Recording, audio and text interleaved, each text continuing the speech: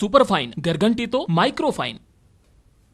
નમસ્કાર, આપ જોઈ રહ્યા છો ન્યૂઝ 18 ગુજરાતીને આપની સાથે હું છું પ્રીતિ। બુલેટિન શરૂઆત કરી મહત્વના સમાચારથી। ભાજપના રાષ્ટ્રીય પ્રવક્તા સંબિત પાત્રાએ કોંગ્રેસ પર પ્રહાર કર્યા છે। સંબિત પાત્રાએ કોંગ્રેસ પર પ્રહાર કર્યા છે। જે પ્રકારે તેમણે કોંગ્રેસ પર નિશાન સાધ્યું છે। ભાજપના નેતા સંબિત પાત્રાએ કોંગ્રેસ પર નિશાન સાધતા તેમણે જે પ્રકારે જણાવ્યું છે, તેમણે કહ્યું છે કે તેમણે જે મોટો કટાક્ષ કર્યો છે, રાહુલ ગાંધીના નેતૃત્વને સ્વીકારવા કોઈ તૈયાર નહીં, તેમના નેતાઓ પણ તેમને સાંભળતા નથી તેવું નિવેદન તેમણે આપ્યું છે। ભરતસિંહ કાલે રાહુલના સંબોધનનું ટ્રાન્સલેટ કરતા હતા। ભરતસિંહે અધવચ્ચેથી ટ્રાન્સલેટ અધૂરું મૂક્યું હતું અને તેને જોતા સંબિત પાત્રાએ આ નિવેદન આપ્યું છે।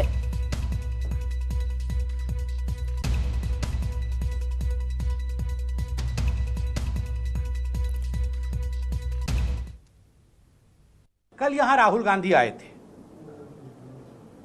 राहुल गांधी आए थे और मुझे तो बड़ा आश्चर्य हुआ। मैंने जब देखा वो वीडियो जो आज पूरे हिंदुस्तान में चल रहा है कि राहुल गांधी जी को सुनने के लिए तो उनके कार्यकर्ता जो मंच पे उनके नेता मौजूद थे वो भी सुनना नहीं चाहते हैं।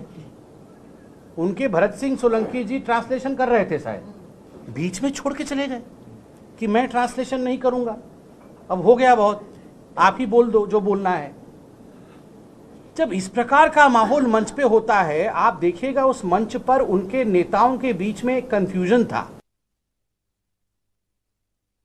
कांग्रेस पर प्रहार કર્યા છે। સુરતથી સંબિત પાત્રાએ કોંગ્રેસ પર પ્રહાર કર્યા છે। પત્રકાર પરિષદ દરમિયાન તેમણે જણાવ્યું છે કે જે પ્રકારે વાત કરીએ રાહુલ ગાંધીના સંબોધનનું જ્યારે ભરતસિંહ ટ્રાન્સલેટ કરી રહ્યા હતા ત્યારે ભરતસિંહે અધવચ્ચેથી આ ટ્રાન્સલેટ અધૂરું મૂક્યું હતું। તેને લઈને તેમણે રાહુલ ગાંધી પર જે કટાક્ષ કર્યો છે, તેમણે કહ્યું છે કે રાહુલ ગાંધીના નેતૃત્વને સ્વીકારવા માટે કોઈ તૈયાર નથી, તેમના નેતાઓ પણ તેમને સાંભળતા નથી। આ પ્રકારનું નિવેદન તેમણે આપ્યું છે। સંબિત પાત્રાએ જણાવ્યું છે કે તેમના જે નેતાઓ છે તે પણ તેમને હવે સાંભળવા તૈયાર નથી। કોંગ્રેસ પર તેમણે કટાક્ષ કર્યો છે। આપણે જણાવી દઈએ આ જે વિડીયો છે તે પણ સામે આવ્યો હતો, જેમાં રાહુલ ગાંધી જ્યારે હિન્દીમાં ભાષણ આપી રહ્યા હતા અને તેનું ટ્રાન્સલેટ ગુજરાતી ભાષામાં ભરતસિંહ કરી રહ્યા હતા, પરંતુ આ જે ટ્રાન્સલેટ કરતી વખતે અધવચ્ચેથી તેઓ તેને છોડીને જતા રહ્યા હતા। આ જે વિડીયો છે તે પણ સામે આવ્યો છે। ત્યારે હવે ભરતસિંહે જે અધવચ્ચેથી ટ્રાન્સલેટ અધૂરું મૂક્યું તેને લઈને સંબિત પાત્રાએ કોંગ્રેસ પર પ્રહાર કર્યા છે। તેમણે જણાવ્યું છે કે તેમના જે નેતાઓ છે તે પણ તેમને સાંભળવા તૈયાર નથી। कल यहां राहुल गांधी आए थे। राहुल गांधी आए थे और मुझे तो बड़ा आश्चर्य हुआ। मैंने जब देखा वो वीडियो जो आज पूरे हिंदुस्तान में चल रहा है कि राहुल गांधी जी को सुनने के लिए तो उनके कार्यकर्ता जो मंच पे उनके नेता मौजूद थे वो भी सुनना नहीं चाहते हैं। उनके भरत सिंह सोलंकी जी ट्रांसलेशन कर रहे थे, शायद बीच में छोड़ के चले गए कि मैं ट्रांसलेशन नहीं करूंगा, अब हो गया बहुत, आप ही बोल दो जो बोलना है। जब इस प्रकार का माहौल मंच पे होता है, आप देखिएगा उस मंच पर उनके नेताओं के बीच में कंफ्यूजन था। જે પ્રકારે આપણે સાંભળ્યું સંબિત પાત્રા કે જેમણે જણાવ્યું છે ક્યાંક તેમણે કોંગ્રેસ પર કટાક્ષ કર્યો છે। તેમણે જણાવ્યું છે કે જે તેમના નેતાઓ છે તે પણ હવે તેમને સાંભળવા તૈયાર નથી। જે કોંગ્રેસ પર તેમણે કટાક્ષ કર્યો છે ભરતસિંહ કે જે ટ્રાન્સલેટ કરી રહ્યા હતા ગુજરાતી ભાષામાં જ્યારે તેઓ અનુવાદ કરી રહ્યા હતા અને તે સમયે તેઓ અધવચ્ચેથી જ આ ભાષાને છોડીને જે ટ્રાન્સલેટ કરી રહ્યા હતા છોડીને તેઓ જતા રહ્યા। આ જ વસ્તુ પર હવે તેમની પર જે આક્ષેપ કરવામાં આવ્યો, કટાક્ષ કરવામાં આવ્યો છે, સંબિત પાત્રાએ જે મોટો કટાક્ષ કર્યો છે તેમણે પત્રકાર પરિષદ સંબોધી હતી અને પત્રકાર પરિષદમાં તેમણે જણાવ્યું છે કે હવે કોંગ્રેસમાં તેમના જે પોતે જે તેમના નેતાઓ છે તે પણ તેમને સાંભળવા તૈયાર નથી। રાહુલ ગાંધીના નેતૃત્વને સ્વીકારવા હવે કોઈ તૈયાર નથી, તેમના નેતાઓ છે તે પણ તેમને સાંભળતા નથી। આપણે જણાવી દઈએ આ જે વિડીયો છે તે પણ સામે આવ્યો છે, જેમાં રાહુલ ગાંધી હિન્દીમાં જે ભાષણ આપી રહ્યા છે અને ગુજરાતીમાં તેનું ટ્રાન્સલેટ કરી રહ્યા હતા ભરતસિંહ સોલંકી, પરંતુ અધવચ્ચે જ ભરતસિંહ સોલંકી ત્યાંથી જતા રહ્યા। જ્યારે હિન્દીનું અનુવાદ તેઓ કરતા હતા ત્યારે તેઓ ત્યાંથી જતા રહ્યા। હવે આ સમગ્ર ઘટનાને જોતા સમગ્ર ઘટનાને લઈને હવે ભાજપે જે કટાક્ષ કર્યો છે તે જોવા મળી રહ્યું છે। સંબિત પાત્રાએ જે કહ્યું છે તેમણે જણાવ્યું છે કે રાહુલ ગાંધીના જે નેતૃત્વ છે તેને સ્વીકારવા હવે કોઈ તૈયાર નથી, તેમના જે નેતાઓ છે તે પણ તેમને સાંભળતા નથી।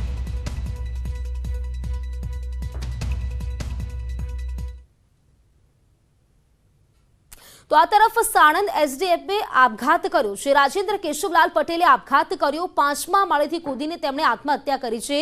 તેઓ નિર્મિત ફ્લોરા સોસાયટી B403માં રહે છે અને 15 દિવસ પહેલા તેઓ ત્યાં રહેવા આવ્યા હતા।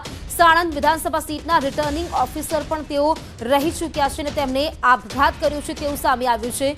તો સાણંદ એસડીએમએ આપઘાત કર્યો છે। તેમણે વાત કરીએ તો 15 દિવસ પહેલા તેઓ ત્યાં રહેવા ગયા હતા। રાજેન્દ્ર કેશવલાલ પટેલ કે જેમણે આપઘાત કર્યો હોવાનું સામે આવી રહ્યું છે। સમગ્ર તપાસ અત્યારે કરવામાં આવી રહી છે। 5મા માળેથી કૂદી તેમણે આત્મહત્યા કરી છે।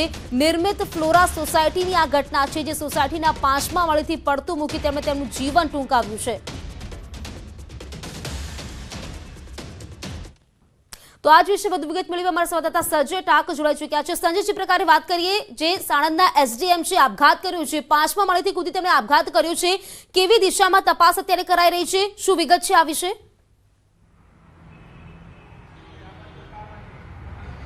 બિલકુલ પ્રીતિ, જે છે સાણંદની આ ઘટના છે, સાણંદના નિર્મિત ફ્લોરા જે સોસાયટી છે, હું સીધા દ્રશ્ય એ સોસાયટીને આપને બતાવીશ। આપ જે આ દ્રશ્ય જોઈ શકો છો પ્રીતિ, કે જે નિર્મિત ફ્લોરા સોસાયટીના 5મા માળે બી વિંગના 5મા માળેથી જે છે સાણંદના એસડીએમ કે જેઓ ડેપ્યુટી કલેક્ટર છે રાજેન્દ્ર પટેલ, કે તેઓએ આપઘાત કર્યા હોવાની ઘટના બની છે અને પોલીસ અત્યારે ઘટના સ્થળે પહોંચી છે। પોલીસ પણ તપાસ કરી રહી છે કે જે ઘટના જે છે કયા સંજોગોમાં બની છે। સ્થાનિક લોકો જે છે કે તેઓએ પોલીસને જાણ કરી હતી। સવારે 9:30 વાગ્યાના અરસામાં જે છે આ ઘટના બની હતી અને રાજેન્દ્ર પટેલ જે છે કે તેઓ વિંગ જે છે નિર્મિત ફ્લોરાના બી વિંગમાં 403 નંબરના મકાનમાં 15 દિવસ પહેલા અહીંયા રહેવા માટે આવ્યા હતા। તેઓ ભાડે રહેતા હતા, એકલા રહેતા હતા અને તેમનો પરિવાર જે છે તે ગાંધીનગર રહે છે અને તેઓ મૂળ પાલનપુરના વતની છે।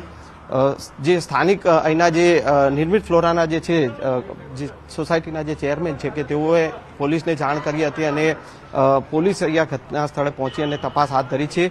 કયા સંજોગોમાં આ ઘટના બની છે તે હાલ તપાસનો વિષય છે, કારણ કે તેઓ અહીંના જે સાણંદના એસડીએમ છે, ડેપ્યુટી કલેક્ટર છે અને સાથે સાથે ચૂંટણીની જે કામગીરી, ગુજરાત વિધાનસભાની જે ચૂંટણી જે છે કે તેમાં રિટર્નિંગ ઓફિસર તરીકેની પણ તેમને ફરજ સોંપવામાં આવી હતી।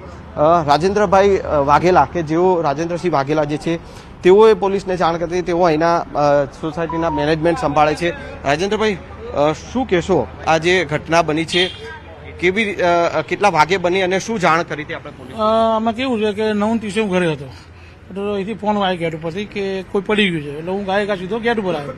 એટલે આમાં એમને દેર ભાઈ હતો, એમ થોડો હતો અંદર, તો 108 આપણે કોલ કર્યો, 108 નંબરને બોલાવી અને જે આપણે જે પોઝિશનમાં આપણા પોઝિશનમાં બીજામાં એમને આપણે કોલ કર્યો કે સાહેબ આવું બની ગયું છે, 108 આવે છે। 108 આવ્યા પછી 108 એમને જાહેર કર્યા કે ભાઈ 108 થઈ ગયા છે। પછી 100 નંબર આપણે કોલ કર્યો અને જે 2-5 મિનિટ પોલીસ તત્કાલમાં આવી ગઈ ને એની પછી ચાલુ કરી। પરિવારને જાણ કરવામાં આવી છે? ક્યાં છે પરિવાર? મેં એમને ફોનમાંથી ફોન કર્યો તો હોમ કરે, એટલે એમને વાત થઈ ગઈ મારી પર, એમની જે વાત થઈ ગઈ એટલે એમને કોઈને ફોન મારવામાં આવ્યો, એ લોકો ઓલરેડી લોકોને જાણ થઈ ગઈ છે। પરિવાર વિશેની કોઈ જાણકારી તમને લોકો? ના, કોઈ એમના મોબાઈલથી મળી જાણકારી, મોબાઈલમાંથી। અહીંયા કેટલા દિવસ થી રહે? સમથિંગ બિફોર 15 દિવસ। તો આ હતા રાજેન્દ્રસિંહ વાઘેલા, કે જેઓ સોસાયટી ના મેનેજમેન્ટ જે છે કે તેઓ આ સંભાળી રહ્યા છે અને તેઓએ જે પોલીસને જાણ કરી હતી। હાલ પોલીસ જે છે તે સમગ્ર મામલાની તપાસ કરી રહી છે। કયા સંજોગોમાં તેઓએ આ આપઘાતનો પ્રયાસ કર્યો છે તે હાલ તપાસનો વિષય છે। જી બિલકુલ સંજય, આભાર આપનું જાણકારી આપવા બદલ। તો નિર્મિત ફ્લોરા સોસાયટીની આ ઘટના છે। સાણંદ એસડીએમએ 5મા માળેથી કૂદીને આપઘાત કર્યો છે। આપઘાત પાછળનું કારણ હજુ જાણવા નથી મળ્યું, પોલીસે તપાસ હાથ ધરી છે। અને હવે વાત કરીએ પ્રચારમાં આંધીની।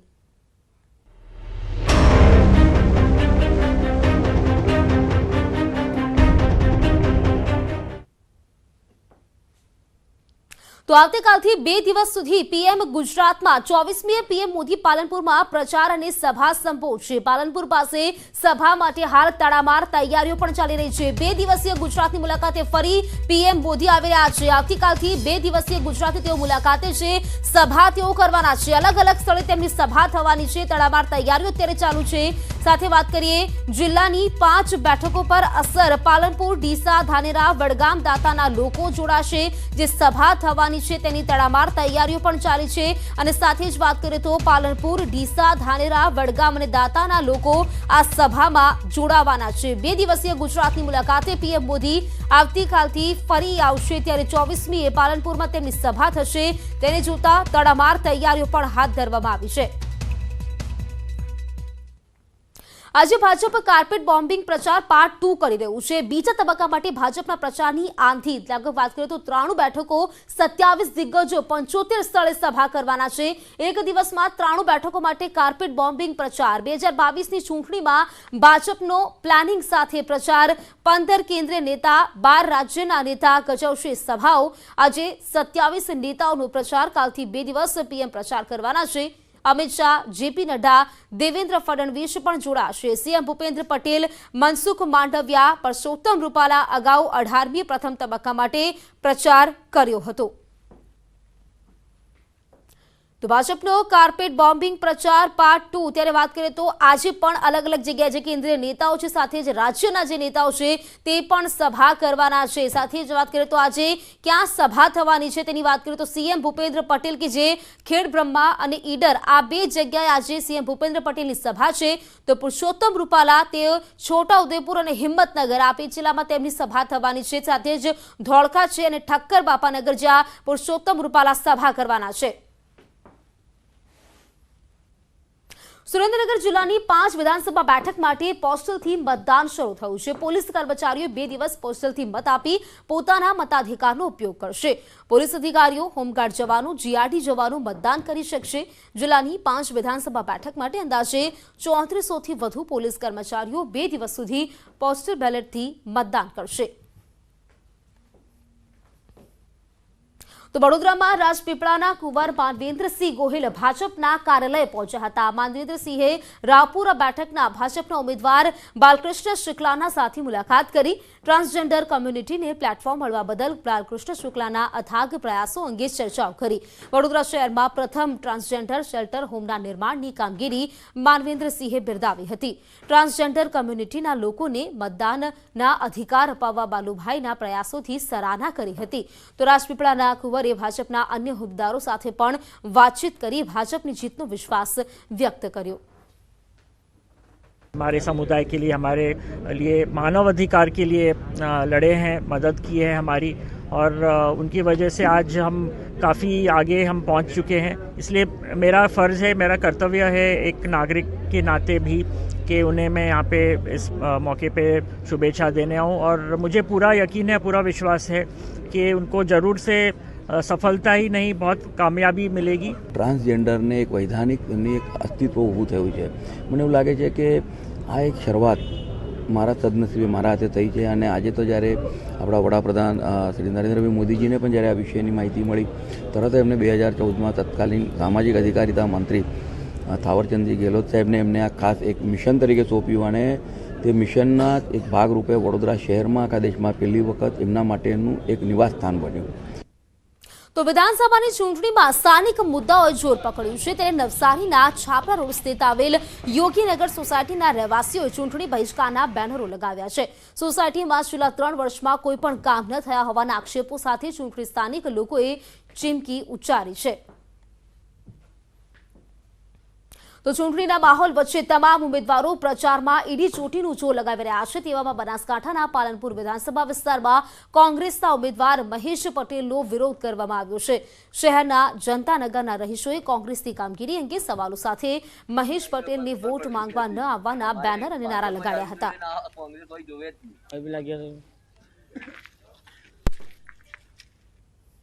રાજકોટની ધોરાજીના વિધાનસભાની ચૂંટણી પહેલા ફરી પોસ્ટર યુદ્ધ જોવા મળી રહ્યું છે। ધોરાજીના વિવિધ વિસ્તારોમાં પોસ્ટર લાગ્યા છે। સ્ટેશન રોડ, ગેલેક્સી ચોક, પોસ્ટ ઓફિસ સાથે જ આવેડા ચોક વિસ્તારમાં પોસ્ટર લાગ્યા છે। સ્થાનિક ઉમેદવારને મત આપવા માટેની અપીલ સાથે પોસ્ટર લગાડવામાં આવ્યા છે।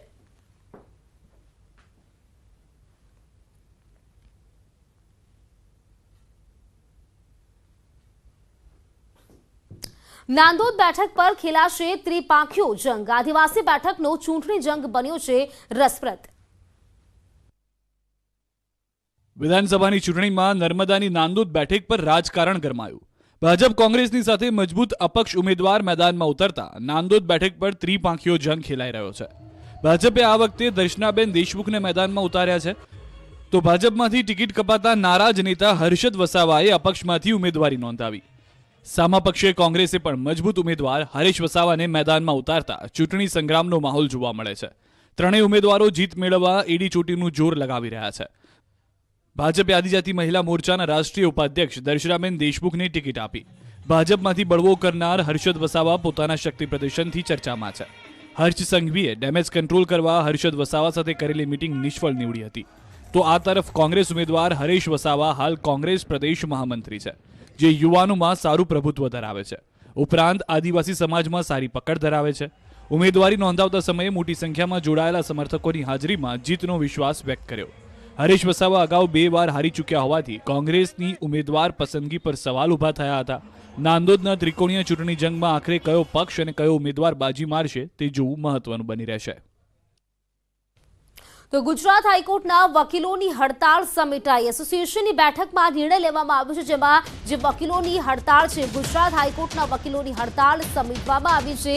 એસોસિએશનની બેઠક મળી હતી. આ બેઠકમાં નિર્ણય લેવામાં આવ્યો છે.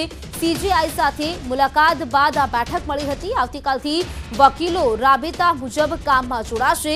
હાઈકોર્ટના ન્યાયાધીશ નિખિલ કેરિયલની પટના હાઈકોર્ટમાં બદલી થતા વકીલો હડતાળ પર ઉતર્યા હતા.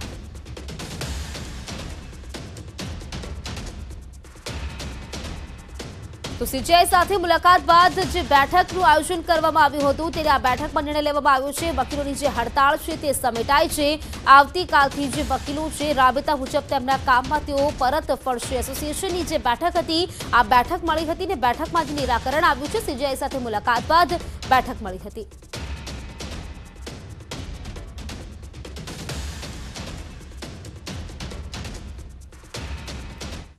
તો આજે ભાજપ કાર્પેટ બોમ્બિંગ પ્રચાર પાર્ટ 2 કરી રહ્યું છે. જેપી નડ્ડા સંબોધન કરી રહ્યા છે. सीधा જઈએ તે તરફ. मित्रों, जिस गुजरात मॉडल की हम चर्चा करते हैं, जिस विकास के मॉडल की हम चर्चा करते हैं, जो दुनिया में गुजरात मॉडल के नाम से जाना जाता है, उस गुजरात मॉडल की गंगोत्री है तो वो गुजरात है.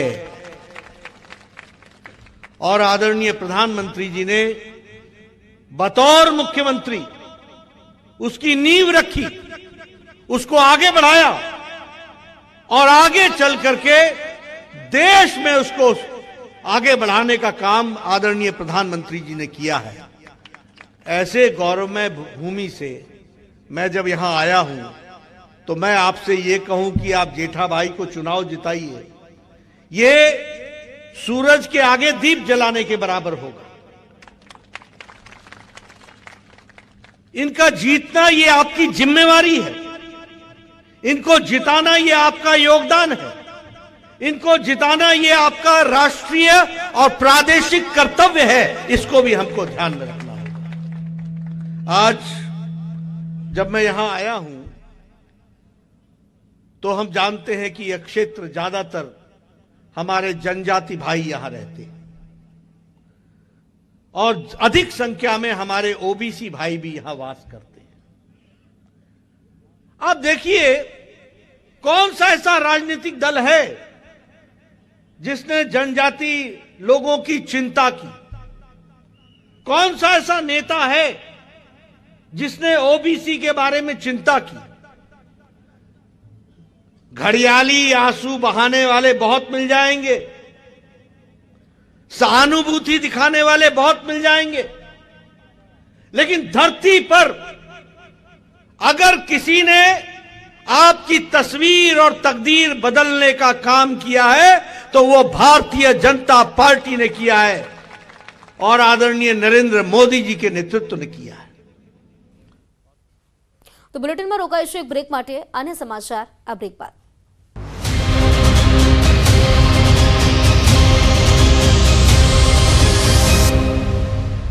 કરતા પીએમ મોદીએ કહ્યું કે કોંગ્રેસ કહે છે મોદીને औकात બતાવી દઈએ. મને અપશબ્દો કહી મોતનો સોદાગર પણ કહ્યું. સુરેન્દ્રનગરમાં પ્રધાનમંત્રીની સભા બાદ બોલ્યા ભાજપ નેતા આઈકે જાડેજા. ભાજપ કાર્યકરોમાં અભૂતપૂર્વ ઉત્સાહ. સુરેન્દ્રનગરમાં ભાજપ જંગી બહુમતીથી મેળવશે જીત.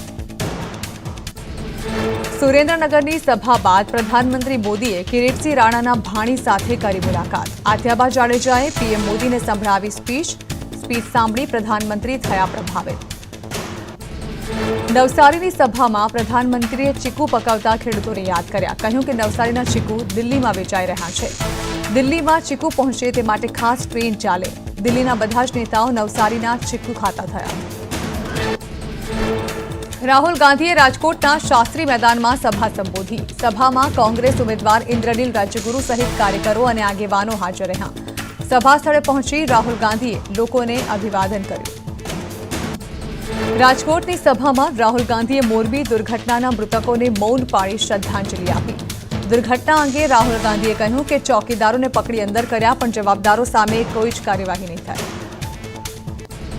સુરતના 5 કાકડામાં રાહુલ ગાંધીની જંગી સભા. રાહુલે કહ્યું કે મારો પરિવાર વર્ષોથી આદિવાસીઓ સાથે જોડાયેલો. દેશનો પહેલો માલિક આદિવાસી સમાજ. રાહુલ ગાંધીની સભામાં જનમેદની ઉમટી. 5 કાકડા ગામે રાહુલ ગાંધીની જનસભામાં જનમેદની જોવા મળી. રાહુલ ગાંધીની જાહેર સભામાં સુરત, નવસારી, માંડવી અને ડાંગના કોંગ્રેસ ઉમેદવારો તેમજ કાર્યકર્તાઓ સાથે સભામાં હાજર રહ્યા. ભાવનગરમાં ભાજપના ઉમેદવાર જીતુ વાઘાણીએ પ્રચાર માટે કમાને ઉતાર્યો મેદાને. વડવા વિસ્તારમાં કમાને કારમાં બેસાડી કરાવાયો ભાજપનો પ્રચાર. રાજકીય પક્ષે કમાનો ઉપયોગ કરતા લોકોમાં રોષ. પંજાબના મુખ્યમંત્રી ભગવંત માને ઉમરગામમાં યોજ્યો રોડ શો. ભગવંત માનના રોડ શોમાં લાગ્યા મોદી મોદીના નારા. અભિવાદન ઝીલતા લોકોએ લગાવ્યા નારા. મહેસાણાના કડીમાં મુખ્યમંત્રી ભૂપેન્દ્ર પટેલે લીધી ભાજપના મધ્યસ્થ કાર્યાલયની મુલાકાત. આગામી ચૂંટણીને લઈ ઉમેદવાર સહિત કાર્યકરોનો ઉત્સાહ વધાર્યો. મોરબી ઝૂલતા પુલ દુર્ઘટના કેસમાં સુપ્રીમ કોર્ટમાં સુનાવણી. ચીફ જસ્ટિસ ડીવાય ચંદ્રચૂડ અને જસ્ટિસ હિમા કોહલીની બેન્ચે કરી સુનાવણી. સુપ્રીમ કોર્ટે કહ્યું કે ગુજરાત હાઈકોર્ટ કેસ પર નજર રાખશે. ઝૂલતા પુલ દુર્ઘટનાની તપાસ, રાહત અને વળતર પર હાઈકોર્ટ રાખશે નજર. સમયસર આ કેસ પર હાઈકોર્ટ કરશે સુનાવણી.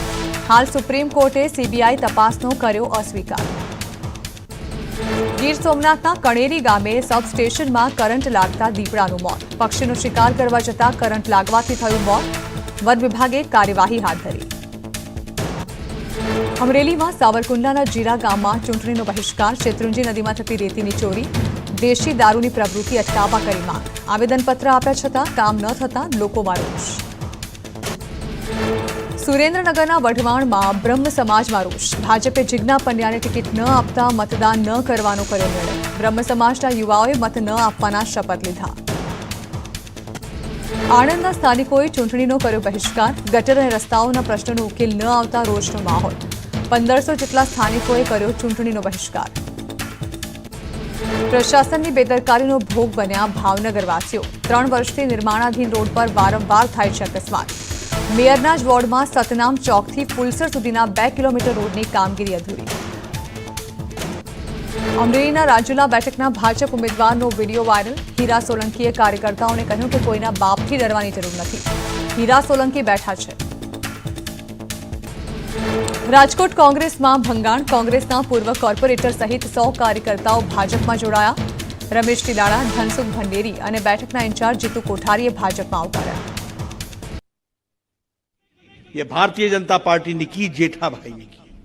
उसी तरीके से अगर मैं बात करूं तो यहां पर जो काम 75 साल में नहीं हुए थे उन कामों को पूरा करने का काम हमारे नेताओं ने, जेठा भाई ने, भारतीय जनता पार्टी के अन्य नेताओं ने, हमारे किरण भाई बैठे हैं आरोग्य समिति के सदस्य, इन्होंने आरोग्य की दृष्टि से विशेष चिंता की. मैं मित्रों आपके सामने बताना चाहता हूं 75 साल 70 साल से कोई अच्छा इलाज हो सके इसकी चिंता नहीं की गई थी. कोई लोगों को अच्छा रहने का मौका, सम्मान के साथ जीने का मौका मिले इसकी व्यवस्था नहीं की गई थी. किसानों की चिंता नहीं की गई थी. अब मैं इलाज के बारे में आपसे चर्चा करना चाहता हूं. हमारे जेठा भाई 6 बार चुनाव लड़ रहे हैं. 6 बार.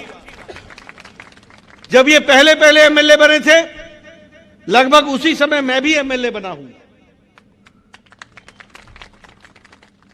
मैं स्वास्थ्य मंत्री बना. मेरे पास और जेठा भाई आपके पास भी लोग आते होंगे, इसका बाईपास का ऑपरेशन करा दो, 2 लाख रुपए खर्च होगा, गरीब आदमी है, ऑपरेशन नहीं हो सकता है। कोई आता था कहता था इसको हार्ट में 2 स्टेंट लगने हैं, इसको 75,000 रुपए दिला दो और इसको सरकार की तरफ से मदद कर दो। हम लोगों के पास एप्लीकेशन आती थी कि इसका किडनी का ऑपरेशन होना है, इसके 4 लाख रुपए लगेंगे, गरीब आदमी है, ये मर जाएगा, इसकी जीवन लीला समाप्त हो जाएगी, इसकी चिंता करो। कोई आता था कहता था इसका लीवर का ऑपरेशन होना है, गरीब आदमी है, इसकी जीवन लीला समाप्त हो जाएगी, इसकी चिंता करो। और मैं स्वास्थ्य मंत्री होने के बावजूद भी कहता था तुम्हारी जरूरत 2 लाख की है, मैं 1 लाख की व्यवस्था करता हूं, एक कहीं से तुम अपनी व्यवस्था करो। दिल को दुख होता था कि आधा पैसा देकर के उसका जीवन में कैसे बचाऊंगा, वो दिया ना दिया बराबर है। लेकिन प्रधानमंत्री मोदी जी ने मुझे देश का स्वास्थ्य मंत्री बनने का मौका दिया और उन्होंने कहा नड्डा जी आप गरीबों के लिए कुछ बड़ा सोचो, आम आदमी के लिए बड़ा सोचो। और उन्होंने मेरे को सोच करके बताया कि गरीब आदमी का इलाज मुफ्त होना चाहिए, इसकी चिंता करो।